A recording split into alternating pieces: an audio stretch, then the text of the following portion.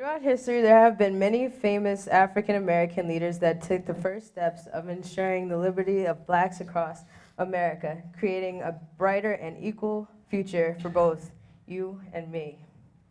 Of these famous African Americans in civil rights movements, the Tuskegee Airmen rise up as being the first black military airmen. These young black men learned to become pilots, navigators, and bombarders at Tuskegee Army Airfield, or TAAF, in Tuskegee, Alabama. These men are important because of their determination and diligence to learn to navigate aircrafts and serve our country during World War II. Young black men like Lee Hayes, who went into the military, not only succeeded at becoming national aviators, but exceeded expectations and let other African Americans know that they are also capable of achieving their dreams no matter the obstacles or discrimination that they might face.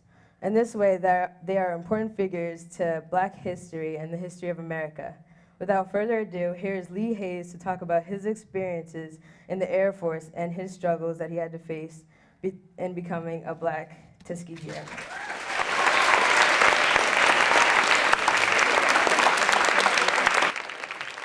When I was a young kid, I was very young. Well, we came to Amagansett when I was 10 years old, and I grew up in Amagansett.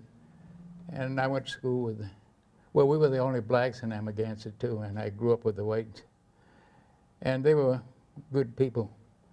But anyway, when the war started and they started this program for the Tuskegee Airmen, I read about it, and I asked my mother if I could join them because I wanted to fly, and she said she would never approve it. She insisted that I should stop even mentioning it to her. But anyway, this went on for so long that they drafted me, and I wasn't too keen on just being a soldier, but I was a soldier for a little over a year, just to. And I remember I was stationed in a place in Florida. And while I was there, I even got a promotion as an enlisted man, a private first class, PFC or whatever they call it. But anyway, I met a friend, a fellow from California. In fact, he went to UCLA. They say you're supposed to have had 2 years of college or equivalent thereof to qualify for the Tuskegee Airmen. But anyway, we got to be friends, and he talked to me about he wanted to join the group too, the black group. And I told him that my mother wouldn't let me do it. So, and I think I was about 21 or something at that time. So he says, well, why don't you ask her, keep asking her, maybe she'll let you. Then I continued to write her and ask her. She finally agreed.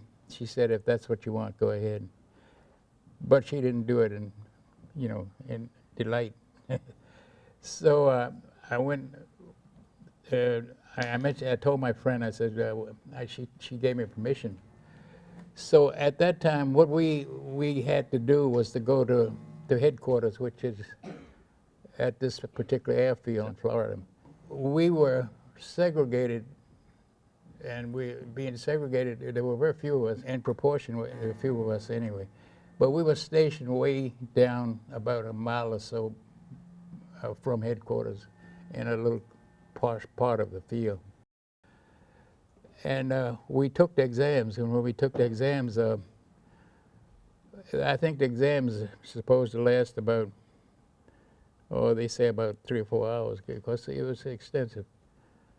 But we finished in 2 or 3 hours, a little over 2 hours. And in the meantime, we went out in the hall to wait for the results, both Quinn and myself. They called everybody in. They said that we're going to give you the results.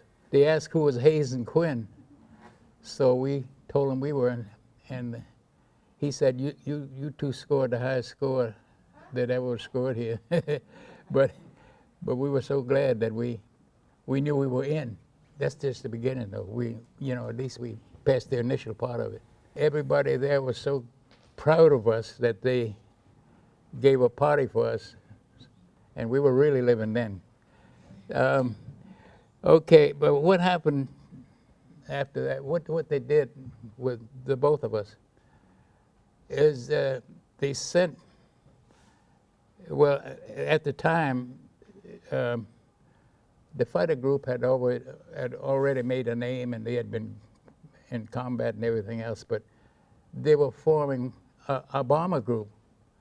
So they put us, we became bomber cadets, and they sent us to Mississippi.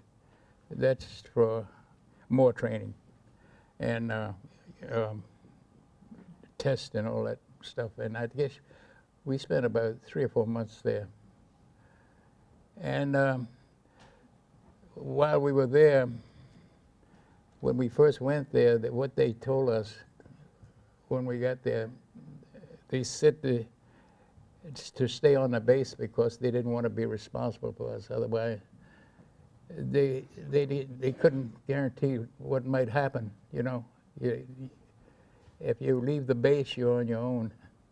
But anyway, we got through that, and then we went back to Tuskegee. So everything was originated from Tuskegee. So what? And I guess I don't know how. I've never figured out how they determine the pilots and the navigators and bombardiers, and I thought it was from the scores that we made while we were in only 3 years of high school, because I had to quit school and go to work because I'm from a very big family, and there were 13 of us children, and I was the oldest, so I had to go out and go to work and help my father take care of the family. But then I figured that that couldn't be true in a way, because Quinn had 2 years of college. He went to UCLA. But anyway, they formed, there were 20 of us in a group to go to bombardier training. We went to Texas. While we were there, I don't know, I got carried away. I got laxed in my training, and my score was very high, and then it went very low. So I wasn't doing my homework. I was just playing around. And I went right back up to where I was, and when I finished, I was way high. Anyway, we finished the bombardier training, and we came back to Tuskegee. And from there, they sent us to Kentucky, another field. And of course, this is where they were forming the bomber group. And while we were there, when you fly, you get flight pay. You have to fly a couple hours a month. And since the group that they were forming wasn't ready yet, you just hung around, you know, and you had to go down to the field and ask for flight time.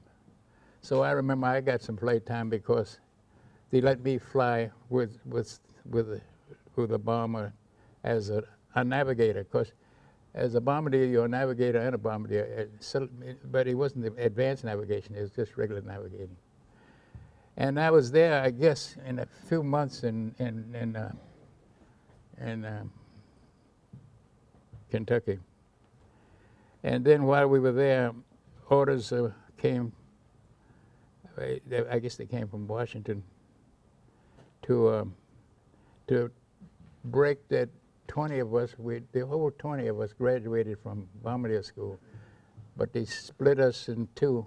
They broke us up and sent half of us back to pilot training, and the other half they sent to celestial navigation, which is an advanced navigating part.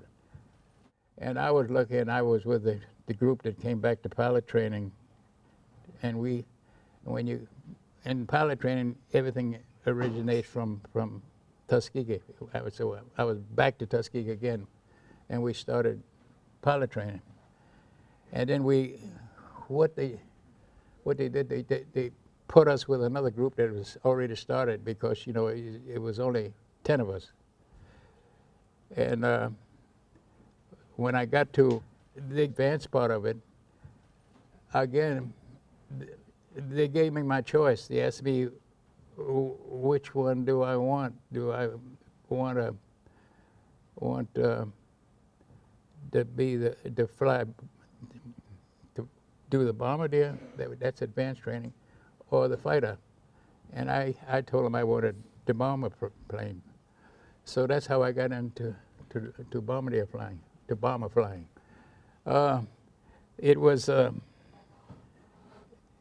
reason they took that I had my choice is because the way they did it. When I was talking before with a bunch of white guys and flight pilots, I told them what we did, and one of them said it wasn't true. They didn't do it that way. The guy said that he only weighed 135 pounds and he flew a B-17, one of the white guys. But the reason we did it that way because we were forming a group and they took the biggest guys, the heaviest guys, the biggest guy, and they made them bomber pilots. Well, I don't know exactly for what reason. And they took the small guys and they made them fighter pilots.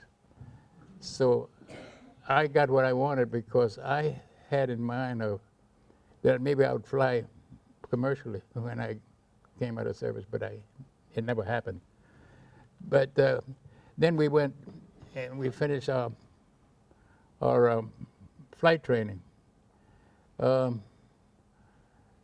When we finished, I was lucky.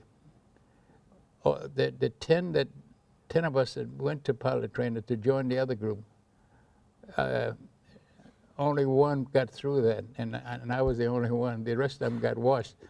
But they were already bombardiers. They had a rating, which I had a rating too. And now when I finished pilot training, I had 2 ratings. I'm a bombardier and a pilot. I thought it would help me when I came out of service. And I tried when I came out because they were employing pilots that were trained in service to fly commercially. And but I never was called, and I didn't make it. But I was elated one time when I was talking. I was thinking, I'm thinking at Brookhaven Laboratory, they all came to talk, to introduce himself after I talked. And one black guy came up to me and he says, you are the reason that I have my job. I said, what do you do? He says, I'm a commercial airline pilot. So I thought I did something to it.